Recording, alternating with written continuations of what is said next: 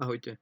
Moje zadanie je akýmsi úvodom do programu MATLAB pre začiatočníkov a zároveň je to tutoriál, ako vytvoriť v prostredí MATLAB Simulink model matematického kyvadla. Budem vychádzať zo zobrazeného modelu kyvadla. Po sérii odvodení dostávam diferenciálnu rovnicu substitučnou tvare, ktorá je základom vytváraného modelu. Tento model bol prevzatý z uvedeného zdroja.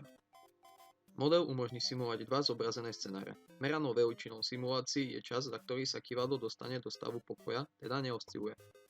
Na začiatku bol vytvorený program v prostredí MATLAB pre overenie prevzatého modelu kyvadla. Program reportuje výsledky vo forme grafov. Skripty programu sú dostupné v dokumentácii. Pomocou grafov som overil korektnosť modelu a môžem začať modelovať v prostredí Simulink. Vytvorím nový model a vyberiem prvky Constant, Subsystem a Scope. Prvok Constant nakonfigurujem tak, aby generoval nulu. Pomenujem vstup a výstup subsystému. Následne pre prvok Subsystem vytvorím masku, ktorá bude obsahovať parametre kyvadla.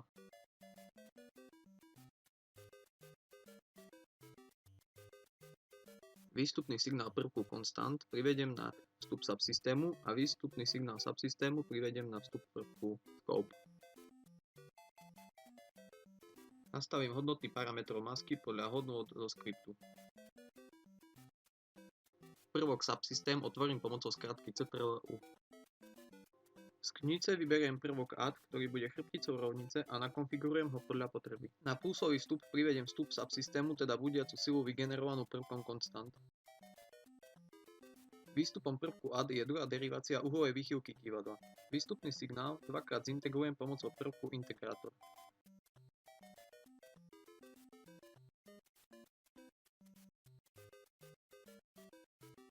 Začnem s výraznenou časťou rovnice. Využijem prvok gain, zosilnenie signálu. Otočím smer zosilnenia a zosilnenie nastavím podľa rovnice. Na vstup zosilnenia privediem signál x2 a výstup zosilnenia privediem na vstup prvku add. Pokračujem modelovaním ďalšej časti rovnice. Znova využijem prvok gain a tiež použijem prvok trigonometric function sinus. Prvky otočím, nakonfigurujem a prepojím.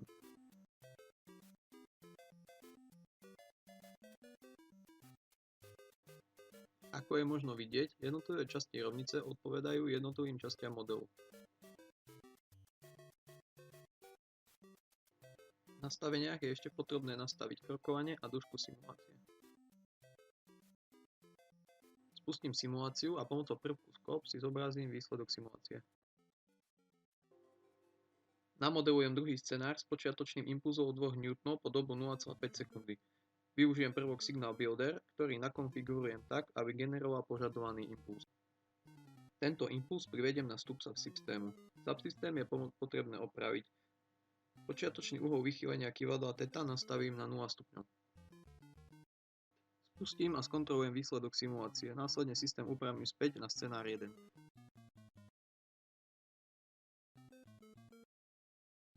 Súčasťou MATLABu je program Variant Builder, v ktorom vytvorím jednoduchý 3D model kyvadla. Tento 3D model kyvadla využijem pri vizualizácii uhovej výchylky kyvadla v čase.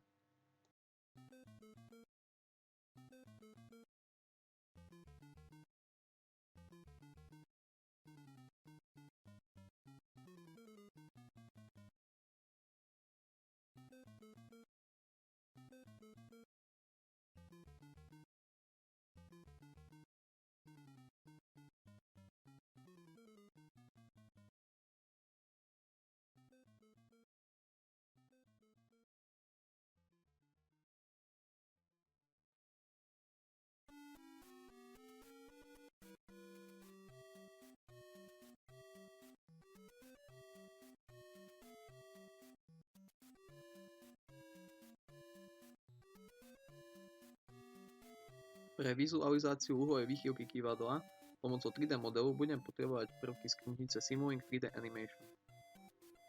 Využijem konkrétne prvky VR Signal Expander a VR Sync. Prvky nakonfigurujem a prepojím. Model je hotový. Nasleduje experiment. Meranou veličinou experimentu bol čas, za ktorý sa kyvadlo dostalo do stavu pokoja.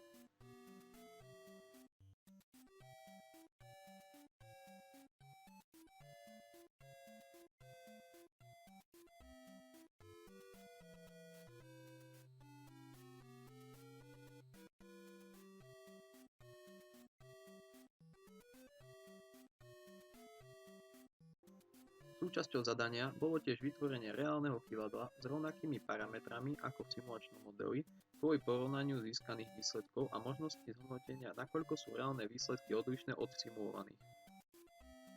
Rozličnosť výsledkov simulačného modelu a reálneho modelu je možno vidieť na obrazovke.